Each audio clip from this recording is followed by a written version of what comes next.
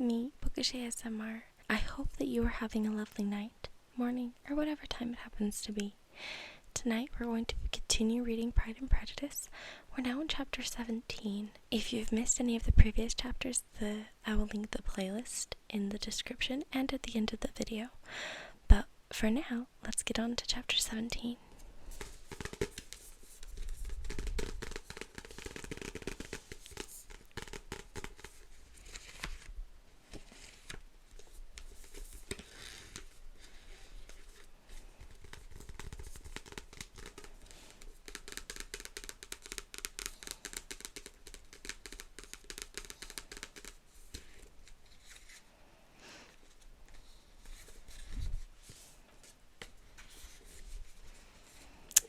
Chapter 17. Elizabeth related to Jane the next day what had passed between Mr. Wickham and herself.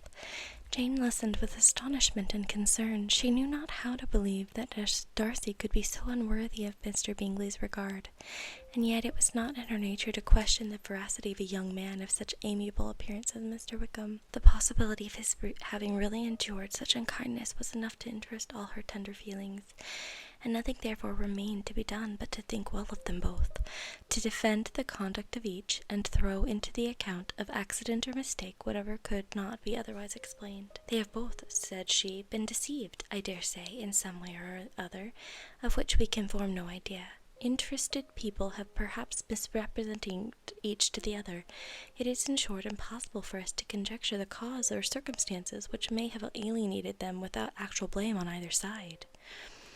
Very true indeed. And now, my dear Jane, what have you got to say in behalf of the interested people who have probably been concerned in the business? Do clear them, too, or it shall be obliged to think ill of somebody. Laugh as much as you choose, but you will not laugh me out of my opinion, my dearest Lizzie. But do consider in what a disgraceful light it places Mr. Darcy, to be treating his father's favourite in such a manner, one whom his father had promised to provide for. It is impossible. No man of common humanity, no man who had any value for his character, could be capable of it. Can his most intimate friends be so excessively deceived in him? Oh, no! I can much more easily believe Mr. Bingley's being imposed on than that Mr. Wickham should invent such a history of himself as he gave me last night. Names, facts, everything mentioned without ceremony. If it be not so, that Mr. Darcy contradicted. Besides, there was truth in his looks. It is difficult indeed. It is distressing. One does not know what to think. I beg your pardon. One knows exactly what to think. But Jane could think with certainty on only one point, that Mr. Bingley, if he had been imposed on, would have much to suffer when the affair became public. The two young ladies were summoned from the shrubbery where their conversation passed by the arrival of some of the very persons of whom they had been speaking. Mr. Bingley and his sisters came to give their personal invitation for the long-expected ball at Netherfield, which was fixed for the following Tuesday. The two ladies were delighted to see their dear friend again, called it an age since they had met, and repeatedly asked what she had been doing with herself since their separation. To the rest of the family they paid little attention, avoiding Mrs. Bennet as much as possible, saying not much to Elizabeth, and nothing at all to the others. They were soon gone again, rising from their seats with an activity which took their brother by surprise, and hurrying off as if eager to escape from Mrs. Bennet's civilities. The prospect of the Netherfield ball was extremely agreeable to every female of the family.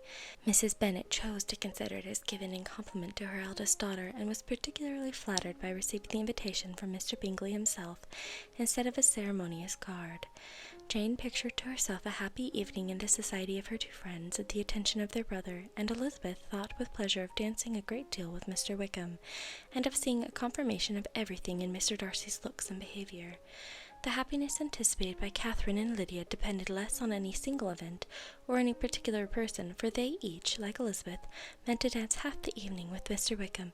He was by no means the only partner who could satisfy them, and a ball was at any rate a ball, and even Mary could assure her family that she had no disinclination for it.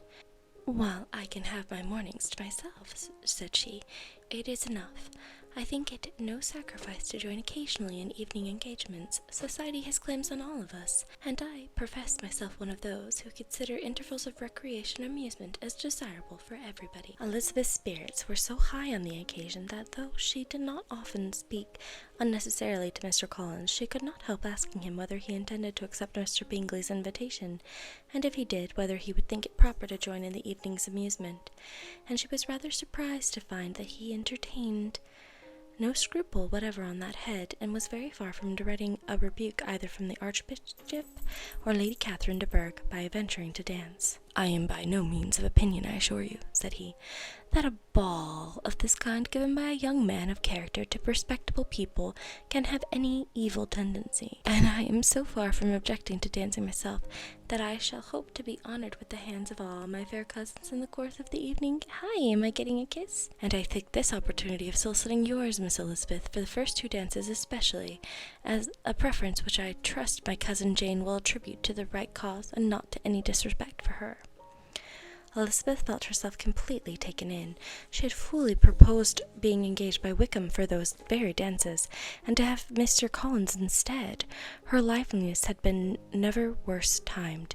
There was no help for it, however. Mr. Wickham's happiness and her own was perforce delayed a little longer, and Mr. Collins' proposal accepted with as good a grace as she could. She was not the better pleased with his gallantry from the idea it suggested of something more. It now struck her that she was selected from among her sisters as worthy of being mistress of Hunsford Parsonage, and of assisting to form a quadrille table at Rosings, in the absence of more eligible visitors. The idea soon reached to conviction as she observed his increasing civilities towards herself, and heard his frequent attempt at a compliment on her wit and vivacity.